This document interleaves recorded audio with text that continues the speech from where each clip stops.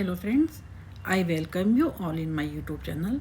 आज इस वीडियो में हम आपका जो यूजीसी सिलेबस कर रहे हैं on human development and intervention unit 9 में positive psychotherapy, transactional analysis, dialectic behaviour therapy, art therapy, performing art therapy and family therapy.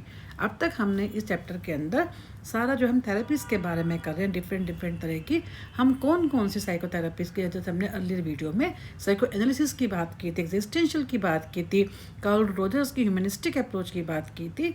इस तरह से आप देख रहे हैं कि इसमें कुछ अप्रोचेस तो ऐसी, कुछ थेरेपीज़ तो ऐसी हैं जो आप ऑलरेडी पढ़ चुके हैं, बट कुछ ऐसी भी हैं जो आपने पहले एमए साइकोलॉजी के टाइम पे नहीं पढ़ी होगी, तो उसमें आपको थोड़ी हेल्प मिल जाएगी when you will see all this videos.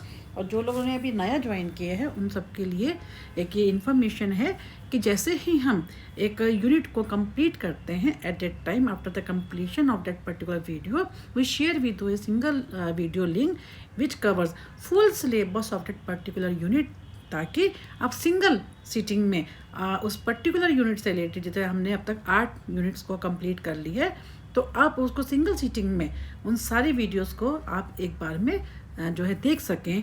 आपको बार बार जो है वीडियो के लिए आगे जाके जो है, या जैसे उसका एक और भी तरीका होता है, प्ले ऑल कर देंगे तो प्ले ऑल में आपकी सारी उस एक पर्टिकुलर जो है प्लेलिस्ट में जितनी भी वीडियोस होंगी वो ऑटोमेटिकली खुलती जाएंगी। अदरवाइज जैसे यूनिट कंप्लीट होता है आप देखेंगे तो हमने पूरी से 4 आवर्स की, 5 आवर्स की, इवन 7 आवर्स की हमने आपके साथ वो वीडियो भी शेयर की हैं फॉर योर कंफर्ट लेवल, ताकि आप आराम से उसको देख सके। अब इसको स्टार्ट करते हैं। व्हाट इज पॉजिटिव साइकोथेरेपी, जिसको नॉर्सरथ डेवलप ने इसको डेवलप किया था, इनको बोलते हैं नॉर्सरथ पेस्टिकिन। इसमें क्या आता है कि develop positive psychotherapy in the early 1970s। It is based on the principles of positive psychology, क्योंकि हम पॉजिटिव साइकोलॉजी की, पॉजिटिव साइकोथेरेपी की बात कर रहे हैं। हमने अपनी अर्लियर वीडियो में पॉजिटिव साइकोलॉजी की भी बात की थी, that emphasise that every person, के हर पर्सन के अंदर इनर स्ट्रेंथ्स हैं, वर्च्यूज हैं and resources that can be develop to overcome life difficulties. Unlike traditional therapy, जैसे हम ओल्ड थेरेपी की बात करते हैं, जैसे हमने साइकोएनालिसिस की बात की है, कार्ल रोजर्स की बात की है, ये जो है that focus mainly on the illness, symptoms और वीकनेसेस। पॉजिटिव साइकोथेरेपी का मतलब क्या होता है, encourages individuals to recognise and use their positive, कि हर इंसान के अंदर कोई ना कोई पॉजिटिव क्वालिटीज़ होती हैं, उसको रिकॉग्नाइज कराना, such as patience, hope, honesty, love and compassion to deal with the problem. उसको मतलब कि आप देखेंगे कि सब सारे थेरेपी का मतलब क्या होता है, उसका मेन गोल क्या होता है, सफरिंग टू हीलिंग की तरफ लेके जाना। लेकिन हर थेरेपी का एक पर्टिकुलर जो है एक पर्टिकुलर एम होता है, जिसको लेके जो है थेरेपिस्ट को देखना पड़ता है कि when the client approaches to him, तो उसको देखना होता है कि उसको कौन सी थेरेपी को यूज़ करेगा, ताकि जो है क्लाइंट को सफरिंग टू हीलिंग की तरफ वो लेके जा सके। तो अकॉर्डिंग टू पेस्टिकिन, इन्होंने क्या कहा था, इनका जो है पी साइलेंट होता है, तो इसको बोलते हैं एस्कियन। इसके अगर आप सही देखेंगे तो इसकी जो फुल फॉर्म है वो है एस्कियन। एवरी ह्यूमन बींग है 2 sides, one that faces conflict. कहते हैं हर इंडिविजुअल के अंदर, हर ह्यूमन बींग में देयर 2 साइड्स, एक तो वो होती है जो कि कॉन्फ्लिक्ट से, स्ट्रेस से, डिफिकल्टीज है, उनको फेस करता है। दूसरा कौन सा है, that holds capacities, skills and potential for growth. And this therapy aims to balance between these 2 aspects by helping client explore both their problems and personal strengths. तो PPT का मतलब क्या है, पॉजिटिव साइकोथेरेपी व्यूज जो हमारी life में जो कौन कौन सी साइकोलॉजिकल प्रॉब्लम होती हैं, कि view psychological problem not a science of sickness. हमें जो भी प्रॉब्लम आती हैं वो ये नहीं है कि कुछ सिकनेस के रूप में, बट एज अपॉर्चुनिटीज, ताकि हम सीखें फॉर लर्निंग एंड पर्सनल। यानी हमारी लाइफ में जो भी प्रॉब्लम्स आती हैं हम उससे एक शिक्षा लें कि हमारे, ताकि हम उसको अगर दोबारा वो सब चीज़ें होती हैं तो हम इजीली उनको कॉप अप कर सकें।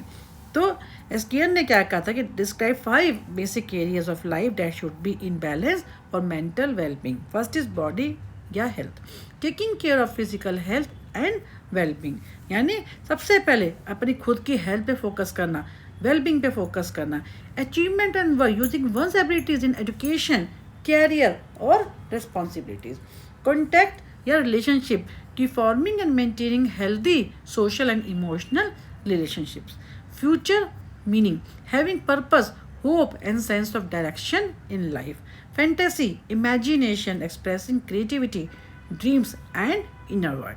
When any of these areas become unbalanced, हमारी लाइफ में इनमें से कोई सा भी एरिया अगर अनबैलेंस्ड होता है, people may experience emotional distress. The therapist helps clients restore this balance by focusing on their strengths and values. And the therapist acts as a guide.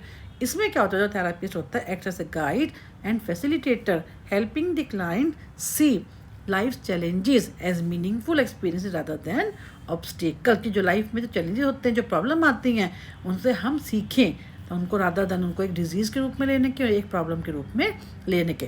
तो इसका मतलब क्या है कि techniques used in the positive psychotherapy include story telling, role playing, metaphors and self reflection exercises through the. अब ये जो techniques है, इनके थ्रू हम क्या कर सकते हैं, clients are encouraged to recall positive memories, reflect on their achievements and find meaning in their experiences.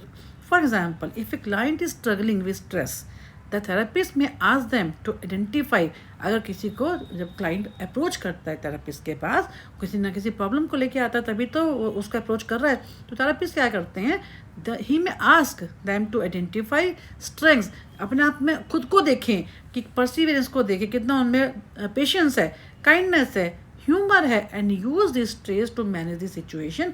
अपने आप अपनी खुद की क्वालिटीज़ को देखें और फिर उसके बाद क्या है, उस सिचुएशन को मैनेज करें। The main goal of positive psychotherapy is to enhance happiness, resilience and life satisfaction by helping clients shift their attention from what is wrong in the life to what is right. ठीक है, wrong से right की तरफ लेके जाना, कि उनको ये देखना, इसको उनका ध्यान लगाना कि उनकी लाइफ में ऐसा क्या है जो कि अच्छा भी तो है। And it empowers individuals to accept themselves, use their potential fully and build a more meaningful and balanced life. तो ये हमारी कौन सी थी, positive psychotherapy. Next is transactional analysis, जो आपने अपने MAPC जब आपने किया होगा तो फर्स्ट ईयर में आपने पढ़ा भी होगा इसके बारे में, जो एरिक बर्न ने दी थी। Eric Berne developed transactional analysis in late 1950s. It is both a theory of personality and a method of psychotherapy that helps individuals understand their thoughts, feelings and behaviors in relation to the others. Eric Berne ने क्या कहा था कि ये एक सिर्फ यही नहीं कि एक साइकोथेरेपी है, बल्कि क्या होता है, एक पर्सनैलिटी की भी थ्योरी है, जिसमें हम देखते हैं कि बच्चा कैसे पेरेंट्स की तरह बिहेव करता है, कैसे बच्चे की तरह करता है, कैसे एक एडल्ट की तरह करता है। तो the central idea of TA in transactional analysis क्या है कि that human interactions, transactions can be analysed to understand communication patterns and improve relationship. Eric Berne ने क्या कहा कि believed that people can learn to change unhelpful patterns of communication and develop healthier. कैसे वो जो है ऐसे जो नेगेटिव हैं, जो अनहेल्पफुल है, ऐसे पैटर्न्स को जिनसे हम जब लोगों से बात करते हैं, कैसे हम उस टाइप के बिहेवियर को हम कैसे चेंज कर सकते हैं towards the healthier more effective ways of relating to others. TA transactional analysis explains that every person had 3 ego states, कि हर एक के अंदर क्या होते हैं कि 3 ईगो स्टेट्स होती हैं which are consistent patterns of thinking, feeling and behaving. जैसे जब हम बात करते हैं कि पेरेंट ईगो स्टेट का मतलब क्या है, दिस कंटेन्स दैट ईगो, यानी अगर पेरेंट ईगो की बात करते हैं, this contains the attitude, values and behaviors learned from the parents और authority. It can be nurturing, caring, supportive, क्योंकि हम जब पेरेंट्स की बात करते हैं तो केयरिंग की बात आती है, सपोर्टिव की बात आती है, नर्चर की बात करते हैं, और क्रिटिकल, जजमेंटल एंड जहाँ पे हम उनको कंट्रोल भी करते हैं। यानी हर एक के अंदर होता है कि एक पहले बच्चा होता है, फिर बड़ा भी होता है, एडल्ट भी होता है। तो कहने का मतलब है कि हमारे सबके अंदर जो होती हैं ये 3 ईगो स्टेट्स होती हैं which are consistent pattern of thinking, feeling and behaving.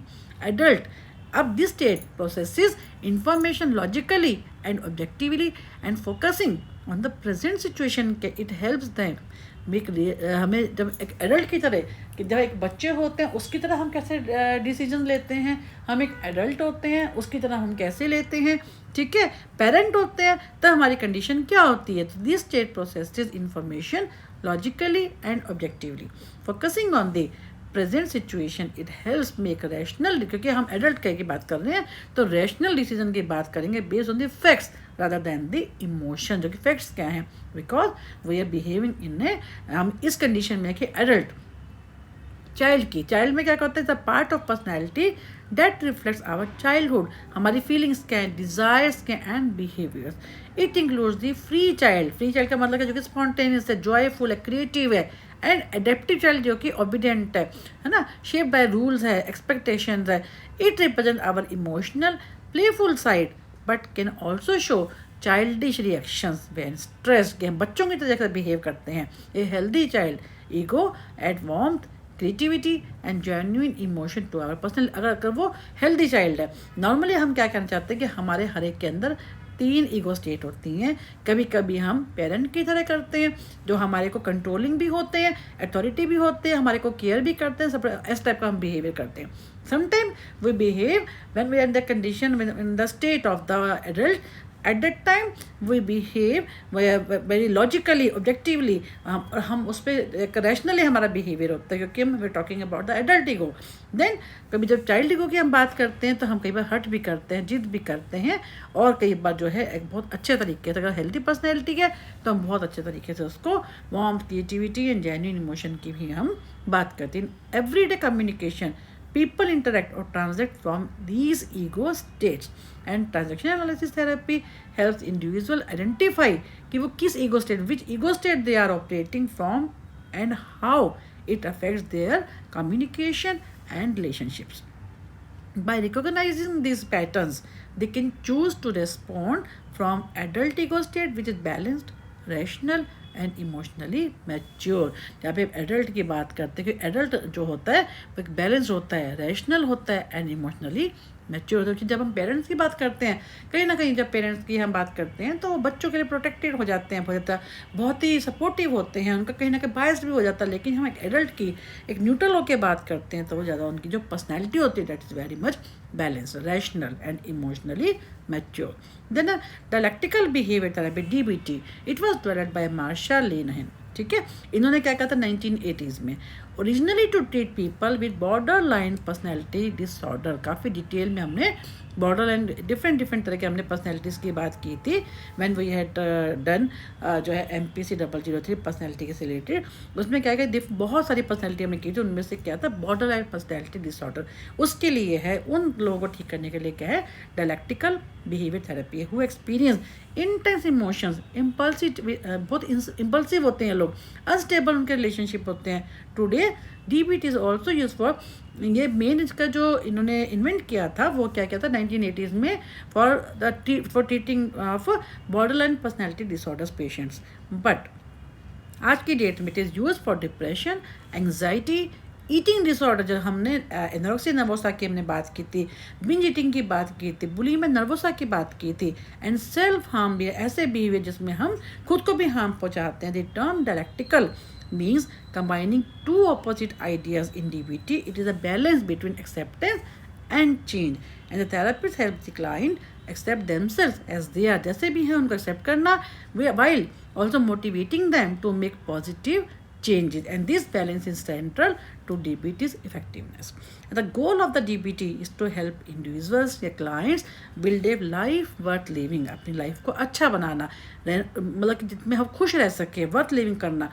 And it empowers clients to accept themselves, manage emotional pain, improve their relationships, create stability in daily life। यानी कहने का मतलब क्या है कि जो चीज़ हमारे एक आम आदमी की लाइफ में होती हैं, हम उस हिसाब से उस लाइफ को बनाना। Over time people become more resilient, emotionally balance and capable of handling challenges without destructing behaviour. यानी इन सब के जो जितने भी इस टाइप के पेशेंट्स होते हैं, जो डिप्रेशन के होते हैं, एंग्जाइटी डिसऑर्डर जिनका बहुत ज़्यादा होता है, ईटिंग डिसऑर्डर होता है, या अपने आप को जो बहुत नुकसान पहुंचाते हैं, ऐसे लोगों को भी उस तरफ लेके जाना जो उनका एक राइट है, जो एक आम आदमी का भी राइट है, उस ढंग से अगर वो सफरिंग में है तो उसको हीलिंग की तरफ कैसे वो with the help of therapist जो है वो कैसे पहुँचते हैं वहाँ तक। क्योंकि ये ये थेरेपी में क्या होता है कि जो क्लाइंट है उसका जैसा भी है उसको ये कहा जाता है तो अपने आप को जिस भी हालत में हो आप उसको अपनी पहले इनर स्ट्रेंथ्स को देखो, उसके बाद आप अपने आप को एक्सेप्ट करो। आप उसका जो आपकी लाइफ में पेन है, सफरिंग्स हैं, उनको आप खुद मैनेज करोगे, improve the relationship and create stability in the daily life. And the therapy usually has 4 main components. Individual therapy, the client meets with the therapist one to one में बात करता है उससे to discuss personal challenges, practice skills and stay motivated towards goals. Group skill में ये हो गया हमारे इंडिविजुअल। ग्रुप की हम बात करते हैं, क्लाइंट्स अटेंड सेशन, यानी उस तरह की सेम प्रॉब्लम के जो क्लाइंट होते हैं वो सेशन अटेंड करते हैं, वीकली हो या जैसा भी सेट करता है जो therapist, to learn and practice coping skills together. एक साथ मिलकर जो है how they are enable to practice the coping skills when they are working in the group. Phone को कोचिंग फ़ोन पे भी होता है, clients can contact their therapist between session for guidance during emotional crisis. Then therapist consultation team, therapists meet regularly with the team to stay effective and avoid burnout when working with intense cases. अब core skills क्या है, किन किन चीज़ों को mainly इसमें जब हम when we are talking about the DBT तो किन किन कोर्स कौन सी कोर स्किल्स होती हैं इसके अंदर, इसमें जैसे माइंडफुलनेस क्या क्या उनको बताया जाता है। जितनी भी इनको जो core skills taught in the DBT fall into 4 major जो है कैटेगरीज में। Mindfulness, being fully present and aware in the moment without judging one self और the situation. Example, a person learns to notice their anger rising and take deep breath instead of reacting impulsively. Distress tolerance, learning to tolerate painful emotions or crises without making the situation worse. Example, using distraction, self-soothing and grounding techniques when feeling overwhelmed. फिर है emotion regulation, understanding and managing emotions effectively, identifying triggers and naming emotions and changing emotional responses. Example, recognizing when sadness is turning into hopelessness, यानी हम अपने sadness को देखना, जब हमें लगता है कि सैडनेस जो होती है उसके कारण हम क्या हो होपलेसनेस की तरफ जा रहे हैं। एंड यूजिंग हेल्दी कोपिंग, अब उनसे कैसे बचना है, कैसे उनके साथ मैनेज करना है, using healthy coping activities to shift that mood. Interpersonal effectiveness, developing skills to communicate needs, set boundaries and maintain self-respect in relationship. interpersonal जो रिलेशन है उनको कैसे डेवलप करना है, कैसे उनको इफेक्टिव बनाना है। Example, asking for a help assertively rather than staying silent or becoming angry, क्योंकि आपस में बात करनी है ताकि अपनी जो प्रॉब्लम को हम डिस्कस कर सकें, और कैसे एक बाउंड्रीज को भी सेट करना है ताकि हम आपस में एक दूसरे की रिस्पेक्ट भी दें, उनकी जो है उसका रिस्पेक्ट का भी ध्यान रखें, उनकी फीलिंग्स का भी, इमोशंस का भी, हर चीज़ का हमें उसको रिस्पेक्ट भी देनी है। तो in DBT the therapist maintains a supportive and validating relationship, they accept the clients feelings as real and understandable while also encouraging responsibility and behavioral change, and this approach helps reduce emotional instability and increases self control.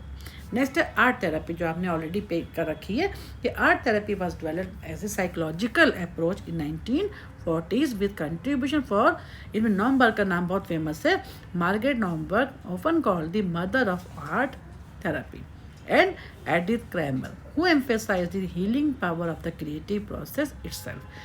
Art therapy is a form of expressive art का मतलब है express करना, expressive therapy होती है that uses creative art making, जैसे कि drawing है, painting है, स्कल्पटिंग है, कोलाज के through as a way for individuals to explore the emotions, express their inner thoughts and improve mental wellbeing. जब कुछ चीज़ को कोई ड्राइंग करते हैं, पेंटिंग करते हैं, कुछ भी कोलाज बनाते हैं, तो उनसे जो अपने आप को उनसे एक्सप्रेस करते हैं, उससे थेरेपिस्ट को हेल्प मिलती है उनको उनकी प्रॉब्लम को समझने की और उनको हील करने की। It is based on the believe that creative expression can help people resolve conflicts, develop self-awareness, reduce stress, and enhance emotional healing. In art therapy, clients do not need to have artistic skills. ऐसा नहीं है कि उनको कोई कहीं से training लेनी है, जैसे भी वो ड्राइंग करेंगे उससे हेल्प मिलती है देखने में कि वो किस मेंटल स्टेट से गुजर रहे हैं। The focus is not on creating a perfect piece of art but on using the creative process to express feelings that might be difficult to put into words. The process of art making allows unconscious emotions to surface as individuals work with colors, shapes, and images. They project inner experiences onto their artwork.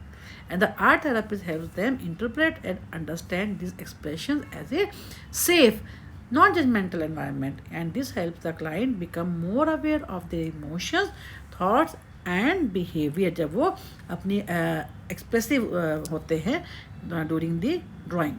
Art therapy can be used with children, adolescents, adults, and elderly, and it is effective for issues such as anxiety, depression, trauma, grief, chronic illness, and self esteem problem. It is often used in schools, hospitals, rehabilitation centers, and mental health clinics. Common techniques कौन कौन सी होती है इसमें? Free drawing, जिसमें क्या होता है, client को फ्री ड्राइंग करने के लिए क्या कहा जाता है expressing feeling freely without specific instruction. आपको कोई ऐसा नहीं है कि आपको इसी टाइप की बनानी है, कोई उनको इंस्ट्रक्शन नहीं दी जाती, उनको फ्री हैंड कर दिया जाता है. थीमेटिक आर्ट यानी creating art on specific topic, जैसे my safe place, my future self, यानी उनको कोई टॉपिक दे दिया जाता है, उसके ऊपर उनको जो है काम करना होता है, पेंटिंग ड्राइंग जो भी है दी जाती है. कोलाज यूजिंग डिफरेंट मटेरियल, उनको डिफरेंट कोलाज में क्या होता है, डिफरेंट हर चीज़ को आपने देखा होगा, कोलाज सबको पता होता है कब कई चीज़ों को कंबाइन करना टू रिप्रेजेंट इमोशंस और लाइफ एक्सपीरियंसेस. मंडाला ड्राइंग, इसमें क्या होता है creating circular design to promote focus, balance and inner peace. The role of the art therapist is to guide clients in the creative process, help them reflect on what their artwork reveals, and encourage personal insight and healing. The therapist might ask, what does this color or image mean to you? To help clients connect art with the emotion. फिर है performing art therapy. ये क्या है कि performing art therapy is a type of expressive, same उसी का ही form है ये, बट क्योंकि आपका यूजीसी सिलेबस में ये अलग से मैंशनड है, सो मैंने आपको उसमें you must be able to differentiate between both of them. तो performing art therapy is a type of expressive therapy that uses creative performance art. Music है, डांस है, ये भी एक्सप्रेसिव है, वो भी एक्सप्रेसिव है. वो आर्ट थेरेपी है, ये क्या परफॉर्मिंग आर्ट थेरेपी, जिसमें परफॉर्म करना है. म्यूजिक है, डांस है, ड्रामा है, movement and story telling as tools for emotional expression, personal growth, and psychological healing. It is based on the idea that performing arts can help individuals express feelings, release tension, and connect deeply with themselves and others in ways that words alone often cannot. हम मुंह से बोल के नहीं कर सकते, पर हम परफॉर्म करके बता सकते हैं कि हमारे को क्या प्रॉब्लम है. आप देखते हैं रामलीला में क्या करते हैं, राम का कैरेक्टर कोई परफॉर्म करता है, हनुमान का करता है, तो क्या है बेसिकली क्या है, हमें ये मालूम होता है ना कि कौन कैसा था, ठीक है ना. तो इसी रंग से ये है कि इसमें आप, क्योंकि हम क्लाइंट की बात कर रहे हैं, हम सफरिंग की बात कर रहे हैं, तो जब वो परफॉर्म करता है उससे जो है क्लाइंट को जब जिस तरह से वो परफॉर्म करता है उससे क्या होता है, थेरेपिस्ट को हेल्प मिलती है to find out the reason behind his और हर सफरिंग. तो performing art therapy is especially effective for individuals who find it difficult to verbalize emotions such as drama, such as children, trauma survivors, or those with communication difficulties. The creative performance acts as a bridge between the inner world and outer expression, allowing repressed emotions to be safely. Performing art therapy integrates the principle of psychology with the creative and physical expression found in the performing arts. It provides a safe, structured environment where people can express inner emotions, explore unresolved conflicts, and build self-awareness through artistic movement or role play.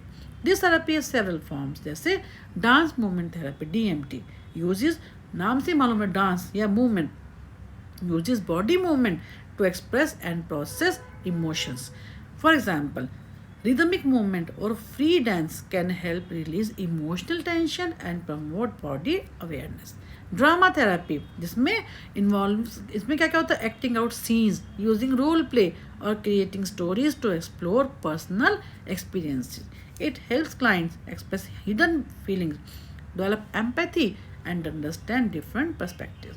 Music therapy जिसमें इसमें क्या होता है, uses listening, singing, playing instruments or composing music to enhance mood ताकि हम क्या है जो लिसनिंग, जब हम कोई, आप तो ये बहुत ही अच्छी थेरेपी म्यूज़िक, तो अगर हम भी, हमारा ही मूड कभी ऑफ होता है, हमारा मूड ठीक नहीं होता, तो सिंगिंग से, म्यूज़िक से सुन के हम, है ना, ये कोई इंस्ट्रूमेंट को बजा कर या कंपोज करके, तो इससे हमारा मूड जो है बहुत अच्छा हो जाता है। तो to enhance mood and emotional wellbeing, तो music helps regulate emotions and reduces stress.